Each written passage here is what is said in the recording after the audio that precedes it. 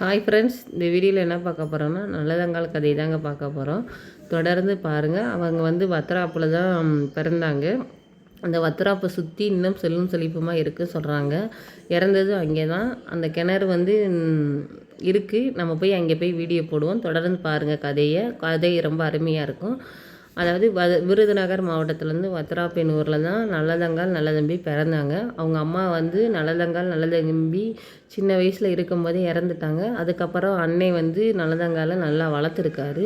ஒரு ஸ்டேஜுக்கு அங்கிட்டு நல்லதங்காலுக்கு திருமணம் செய்து வைக்கிறவங்க முடிவு பண்ணியிருக்காரு. முடிவு பண்ணும்போது மானாமதுரையில் காசிராஜன் என்றவருக்கு தான் திருமணம் செய்து வைக்கிறவங்க முடிவு பண்ணியிருக்காரு. அவர் ஒரு ஏழை விவசாயி தான். வசதி இல்லைனாலும் மாப்பிள்ளை தங்க குணம்னு சொல்லிட்டு அவருக்கு காசிராஜனுக்கு திருமணம் செய்து வச்சுட்டாரு.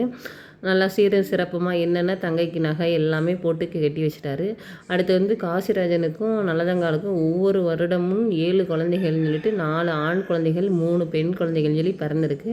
நல்லா தான் வாழ்ந்துட்டு இருந்தாங்க சந்தோஷமாக. வாழ்ந்துட்டு இருக்கும் போதே மானாமதுரையில் மழை பெய்யாதனால மக்கள் ரொம்ப கடும் பஞ்சலத்தால் ரொம்ப ஏற்பட்டாங்க.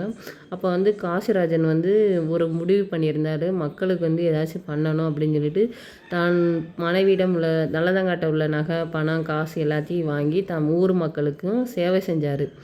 எல்லாத்தையும் சேவை செஞ்சுட்டு பற்றி ஒரு ஸ்டேஜுக்கு அங்கிட்டு அவங்களுக்கே பசியால் சாப்பாட்டுக்கே வழி இல்லாமல் கடும் பஞ்சத்தால் ஏற்படும்போது என்ன பண்ணனே தெரியல. அத்துடன் நீ அன்னை வீட்டுக்கு போ, நான் எங்கேனாச்சும் வேலைக்கு போயிட்டு வரேன், நான் கொஞ்ச நாள் கழித்து வருவோம் அப்படின்னு சொல்லிட்டு தங்கையை அனுப்பி வச்சுட்டாங்க.